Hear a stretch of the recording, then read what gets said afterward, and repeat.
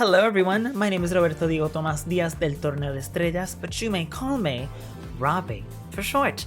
And today, we are giving Pokemon teams to the cast of RuPaul's Drag Race All-Stars 10.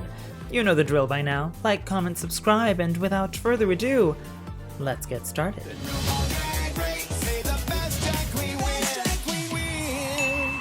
With 18 queens cast for this All-Star season, I was suggested by my lovely community on the Ditto Daycare Discord server to assign each of the queens one of the 18 Pokemon types. You too can give suggestions for future videos by clicking the link in the description. We also host watch parties for the latest American seasons of Drag Race and All-Stars. Each queen only got to showcase a couple of runways, therefore each of them will only have 2 Pokemon for each type. Starting with the eliminated queens from the first bracket, and in alphabetical order, we have the ever-joyful DeJa Skye. And she retains her electric type specialty from her original season. Her first Pokemon is Emolga, based on her promo look. I really enjoy the color story that's happening between this look and this Pokemon. The cape reminds me of the wings on Emolga's flying squirrel-like design, and its flying typing is a subtle reference to her drag name, DeJa Skye. Her second Pokemon is a shiny Yamper, based on her makeover look. I typically reserve shiny Pokemon for the champion of the season, or for special circumstances in which the queen is an undeniable RuPaul favorite, but my All-Stars videos are also for bending my own rules a little bit. Yamper has a pattern of a heart on its butt, similar to the shape of DeJa's top in this outfit. The shiny form provides a color palette that's much closer to both of these looks, and I like to picture DeJa sitting comfy playing with a Yamper. Next is Olivia Lux, the polite diva from the season that started this entire YouTube series. Just like DeJa, she also retains her original fairy type specialty, though this time her team focuses on aesthetics rather than competitive prowess. After all, I treat All-Star seasons as if they were Pokémon contests. Olivia's first Pokemon is Floette, based on her coming and going runway, a beautiful piece of fashion that showcases an array of flowers all along the back and the train of this garment. Floette's final evolution is Jorgeous, known as the Garden Pokemon, which perfectly fits this flower-themed gown, but I chose this middle stage Pokemon for the way Floette holds that flower, similar to the graceful way that Olivia is attached to this microphone. Her second Pokemon is Jigglypuff, based on her makeover look. It goes without saying that when Pokemon enjoyers think of Jigglypuff, they are immediately reminded of her singing talents. I specifically chose this pair of looks because of what seems to me like 90s inspired fashion, which is the decade when Pokemon's first generation, and therefore Jigglypuff, were introduced into the culture. Olivia's runway package on All-Stars 10 revolves around music, and it makes Jigglypuff a perfect choice because Olivia is a trained musician. Just as she rose from the ashes of that third season of Drag Race, our last queen from the orange bracket bears the name of Pheonix. The Pheonix is a mythical creature described as a firebird, a symbol of immortality and change, hence why everyone references the creature rising from the ashes of its own demise. Despite its obvious connection to fire, another queen on this cast very obviously specializes in that type, so we'll have to settle for flying. Phoenix's first Pokemon, therefore, is Moltres, paired with her promo look. A legendary Pokemon? Robbie, what are you doing? What am I doing? I'm doing whatever I want, because it's my video, and not yours. Moltres' design is actually inspired by the Pheonix, and the only other non-legendary fire and flying types, Talonflame and Oricorio, don't have the same impact. If I want to give legendary Pokemon to legendary queens from older seasons, I'm gonna do that, especially considering that regular season videos don't allow for this kind of perfect pairing. You simply can't give a Moltres to a third gym leader, that's not how this works. And this is a perfect segue to justify her second Pokemon, Thundurus, based on her coming and going runway. There is simply no other Pokemon that perfectly matches an outfit inspired by a thunderstorm. I considered perhaps giving her a Pelipper because of its rain summoning ability, Drizzle, but when you look at them side by side, it simply doesn't feel correct. However, I don't think it's too far out of the realm of possibility that Pheonix wouldn't progress to the semifinals with such a stacked pair of Pokemon. Think of the children who go into online matches with a team of only legendary Pokemon. You won't go far if you don't know how to properly utilize and showcase your Pokemon in battles, or contests for that matter. While the orange bracket gave us high caliber drag, the pink bracket offered us the classic reality TV personalities, and Nicole Paige Brooks from Atlanta, Georgia really maximized her short time in the spotlight. As each queen received her signature Pokemon type for this contest, Nicole was unfortunately left with Rock, but she took that assignment and made the most out of that circumstance. Her first Pokemon is Minj, based on her promo look, specifically with a red core to match the pink color scheme. I typically associate rock types with gemstones and any kind of jewelry, which precisely coincides with the stoned tights, sparkly bustier, and bedazzled sleeves. I also liked the idea of Minj's flying type as a reference to Nicole's cape. Her second Pokemon is Nihilego, paired with her 8-ball look. Remember that super ultra mega C word that I can't say on YouTube, fusion that happened between Nihilego and Lusamine? What if Nicole did that during the contest? Nihilego is known for causing abnormal behavior from humans by attaching itself onto the cranium, and Mistress Isabelle Brooks did say that this woman is unwell. Perhaps this is the only explanation. I know it doesn't make much sense, but think of how iconic it would be for Nicole to pull up into the contest with a literal alien Pokemon. But also, the star-like shapes on Nihilego's head could resemble the stars all over this outfit. Our other queen dancing at the pink pony bracket is Tina Burner, who conserves her fire-type specialty from my season 13 video, just like her season sister, Olivia Lux. Her type was assigned due to her affinity for red, orange, and yellow fashion during her original appearance, plus the pun to the drag name, of course. While I enjoyed that Tina broke away from that convention by bringing elevated runway looks, for this series, if it ain't broke, don't fix it. Her first Pokemon is Rapidash, which I paired with her Wild West runway.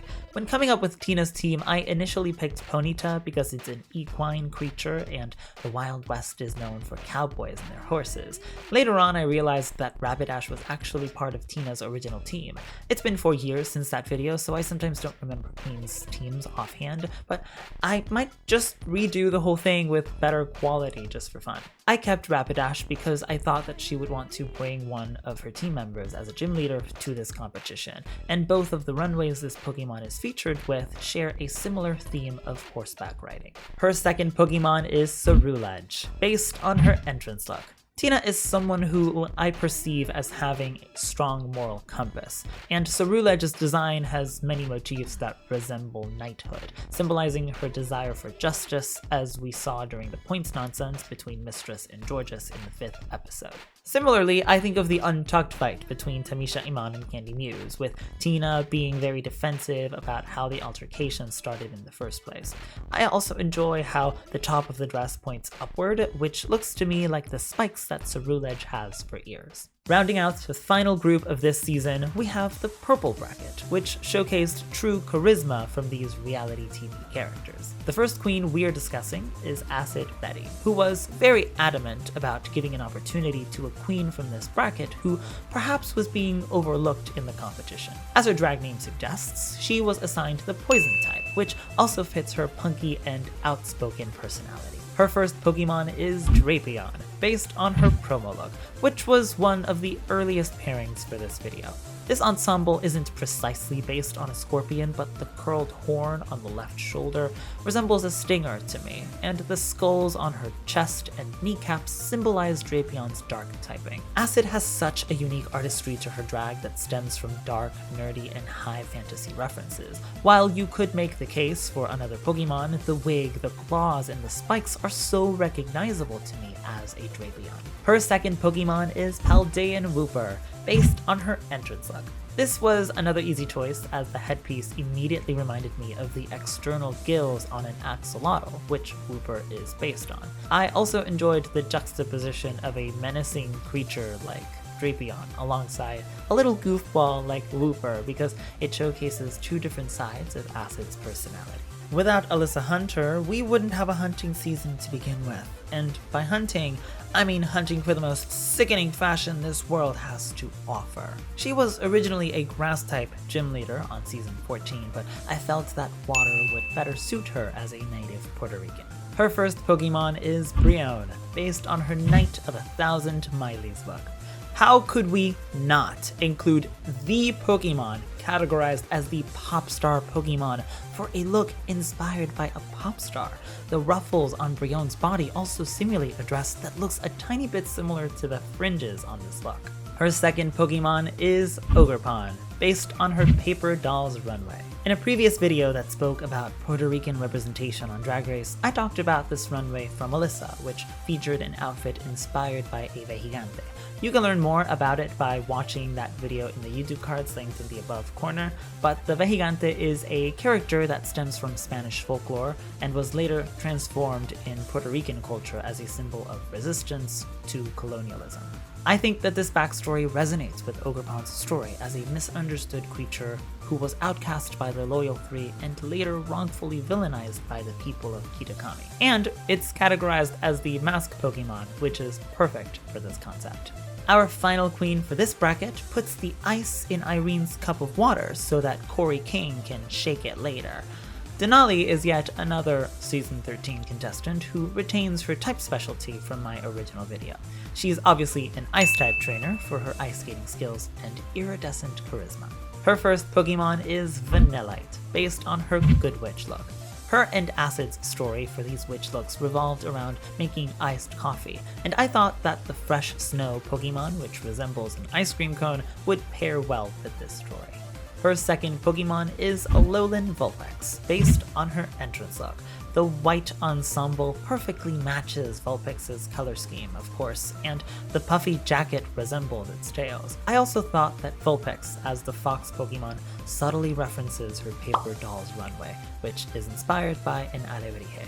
In Mexican culture, an alebrije is a fantastical creature that, from my understanding, can take any animalistic shape, and Denali presumably chose Fox because her full drag name comes from her drag mother, Camila Fox.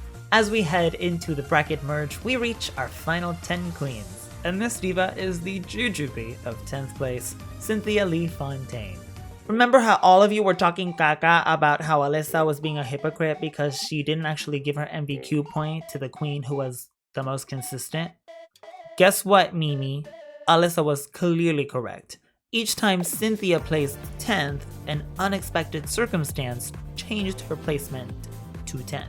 You may not think that Cynthia was being consistent in the competition, but all I'm hearing is that Cynthia gives you 10s across the board every time. And that's on what? Period.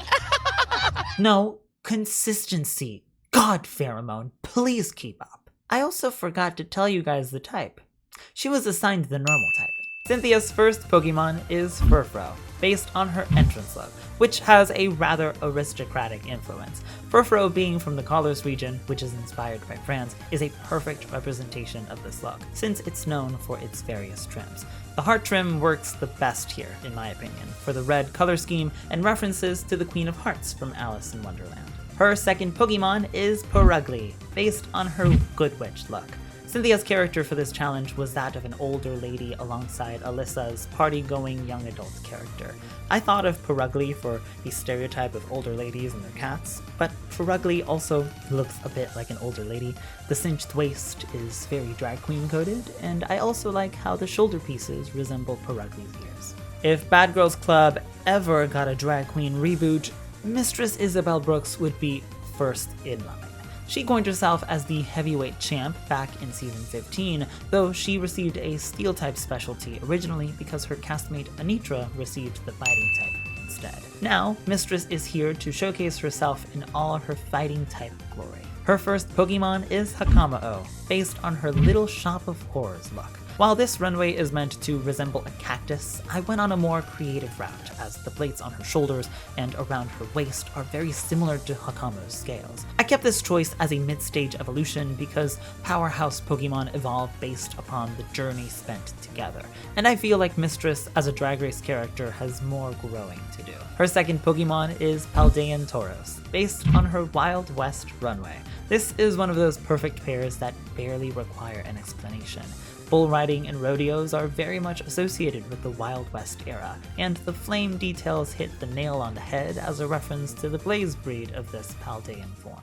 Every villain has a hero who defeats them, and Kerri is the hero that ultimately bested Mistress in the competition, as she was given an opportunity to make it to the finale after Mistress so unfairly, but oh so entertainingly, took her spot in the end. Kerri was given a Steel-type specialty for this contest because I like to think that after being a Poison-type expert in my original Season 14 video, she became immune to Mistress's poisonous vitriol. Her first Pokemon is Mawile, based on her Little Shop of Horrors look. Given Kerri's mother status in the queer community, it felt appropriate to give her a Pokemon that is so beloved amongst the queer fandom. Her look is inspired by a Venus flytrap, which beautifully complements Mawile's massive ponytail-like jaws. Plus, the added flair of the pink and purple back piece, along with her glamorous All-Stars glow-up, reminds me of Mawile's Mega Evolution. Her second Pokemon is Varoom, based on her Wild West runway. There is a character on Dimension 20's Mice and Murder called Boxster Boyd, played by Sam Reich, who is an oil tycoon from Dallas, Texas, which Kerri is coincidentally from. This connection made me think of Varoom as it is the perfect representation of oil pollution in the Pokemon world. I also liked the similarities between both of these looks, as Kerri is wearing a white ensemble, much like Boxster. After Kerri comes Irene the Alien, who was eliminated in the following lip sync of this finale Lollapalooza. She had an incredible showing in her bracket and definitely solidified her assignment of a Psychic-type specialty. Her first Pokemon is Elgyem, based on her coming and going look. Most of the Pokemon that are associated with space and the cosmos tend to be Psychic types. Elgyem is based on the concept of little green men, LGM, the stereotypical alien lifeforms that Peridot from Steven Universe likes so much. They're typically portrayed to have skinny green bodies and bulbous oval eyes, precisely like the animatronic that Irene has on her head. Her second Pokemon is Orbeetle, based on her promo look.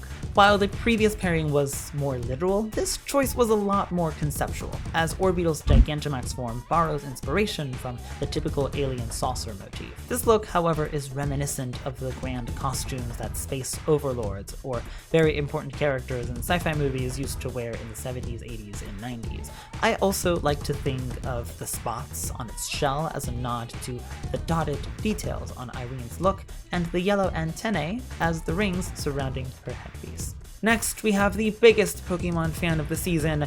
Welcome to the stage, Aja Miyake Mugler. She was given a Grass-type specialty for this contest, and her first Pokemon is Roserade, based on her entrance look. Everybody, and I mean everybody, was excitedly messaging me and commenting on my posts and videos asking me if I'd seen this Pokemon-inspired look when the Meet the Queens video came out. Girl, I watched it with my community live on the Ditto Daycare Discord server. I should really do more reactionary stuff. And we were all having the time of our lives cheering for this look.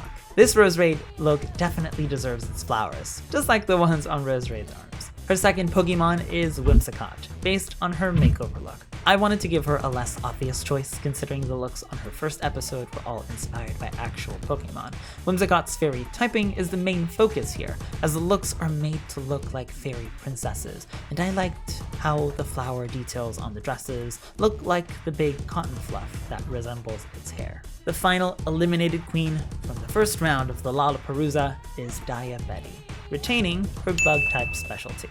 If you weren't convinced of her punk rebel style before, she really proved you wrong this season. There's the trope of the weird kid that likes bugs that really resonates with Daya, but I'm gonna focus on giving her more cute Pokemon for this contest. Her first Pokemon is Mothim, based on her Paper Dolls runway. I knew that I wanted to give her a moth Pokemon for this look, given the concept she presented with the antennae, eye contacts, and the way she bobbed and stuttered her head while walking down the runway. My only other choices were Venomoth, Dustox, and Frosmoth, but I really enjoy the color story that's happening between Mothim and this look. I also associated the feather-like details around her neck with the frills extending from Mothim's wings. Her second Pokemon is Snom, based on her semi-final entrance look. The connection here is simple, since she is dressed similarly to how one would dress up in colder climates. Snom eventually evolves into Frosmoth, another moth Pokemon, like we mentioned before, which gives a sense of cohesion to her Pokemon duo for this contest. Soon after Daya's elimination, Bosco would meet the same fate in the next round. And just like her seasoned sister, Bosco also comes with specialty dark types, which she maintains from her position as an Elite Four member. Her first Pokemon is Malamar, based on her semi-final entrance look. Notice the tentacle-like finishes at the bottom of Bosco's outfit, which remind me of Malamar's tentacle-like hair. In a performance challenge like this one, Malamar is an excellent Pokemon for Bosco, as its Pokédex entries describe Malamar as having dangerously strong hypnotic powers, similar to how hypnotic Bosco can be during her burlesque performances. I had decided to use this outfit way before Pokemon started revealing new Mega Evolutions for ZA, but let's just say that Mega Malamar's Evil Genius design is perfect for Bosco's original entrance look. You know, this look that I won't fully show because the C-word meter is off the charts. Her second Pokemon is Alolan Meowth, based on her foiled again runway. Meowth has always been associated with wealth in the Pokemon world, particularly because of its signature move, Payday, and this dress looks expensive. Alolan Meowth is a more difficult creature to tame as it loves constant attention, perfect for someone who often praises herself as looking so cunningly gorgeous. Lydia B. Kollins is yet another queen recognized for her original season's type, Ghost. Her invitation to this Pokemon contest, however, came very soon after being selected for her region's Pokémon League, unheard of for a newly appointed gym leader, which speaks to her skill as a trainer. Her first Pokemon is a shiny Trevenant, based on her Little Shop of Horrors look. Little Shop of Horrors is a musical known for its strange and interesting plants, which Trevenant definitely fulfills as a ghost type. I drew a comparison in my head of the flower mouth extending from her arm with the parts of Trevenant's shadowy body that resemble a jagged mouth. Shiny Pokemon, as we mentioned earlier in this video, are typically reserved for champions or other special cases, which definitely applies here as Lydia seems to be one of RuPaul's favorites. Her second Pokemon is Litwick, based on her Terra Me suit runway. This was quite the striking reveal from a sparkly tailored suit to this shiny satin dress, and it felt to me a bit like the kinds of outfits that you would see in a murder mystery style movie. I don't think Lydia, in this case, would be the culprit, but perhaps part of the secondary plot twist that reveals she was actually dead the whole time. I gravitated towards Litwick because it fits that murder mystery setting, which tends to focus on a red herring to misguide the viewer, fitting for a Litwick that pretends to be a guide in order to leech off the life force of any who follow it, according to its Pokédex entries. Finally, the runner-up of the season gorgeously takes the stage as her name is announced as the winner of this Pokemon contest, Jorgeous.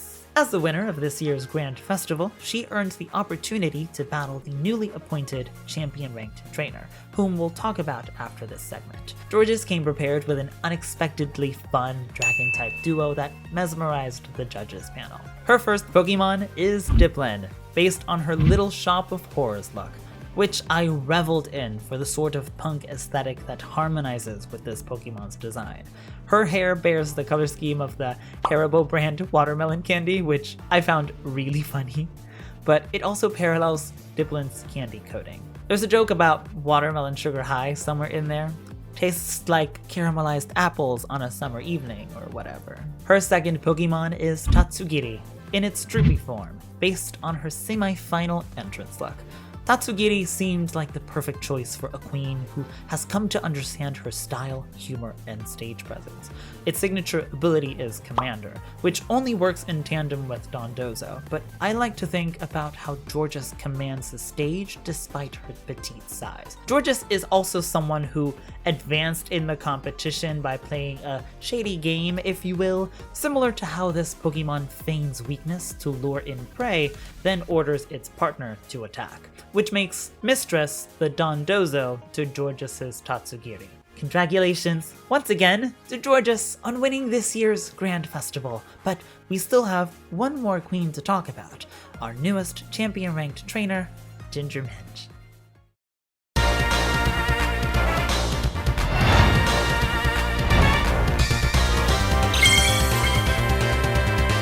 At last, we have reached one final challenge. As the newly appointed champion-ranked trainer, Ginger Minj wishes to battle the winner of this year's Grand Festival. After her 4th time challenging the Pokémon League, her journey to become one of the very best finally came true. I genuinely couldn't think of a joke, but in my notes I wrote, make a joke about the Four Seasons Resort in Orlando because she's been on 4 seasons of Drag Race. Let's start with her first Pokemon, Seismitoad, based on her Good Witch look, and build a team around it. Each queen from this cast received one of the 18 Pokemon types, and Ground is the type that's left, which Ginger will represent here, though she won't have a team of just Ground types. Seismitoad is the representation of her entrance look from All-Star 6, which she continued making fun of during this season. It's a perfect pairing for that look, but I wanted to focus mostly on her outfits from this season, and its water typing is the connection that ties this choice together. Her second Pokemon is Venusaur, based on her Hot Tropics runway from All-Star 6, which I borrowed from that original video. It's an outfit with giant leaves that resemble the leaves on Venusaur's back, and it's yet another callback to that Glamour Toad brand. Her third Pokemon is Mismagius, based on her promo look. Ginger's win has been highly controversial for a variety of reasons, and Mismagius' witch-inspired design felt appropriate for what on social media perhaps has been a bit of a witch hunt, if you will. I also really love how the frills that fall to Mismagius' side match the ruffles of this purple dress. Her fourth Pokemon is Florges, based on her Tiramisu runway. I specifically chose Florges' white flower form because the look is meant to be a wedding dress, and I think Florges represents a bouquet in this instance. Florges' ability Flower Veil also serves as support for Venusaur in the case of a double battle. Her fifth Pokemon is Crocodile, based on her entrance look.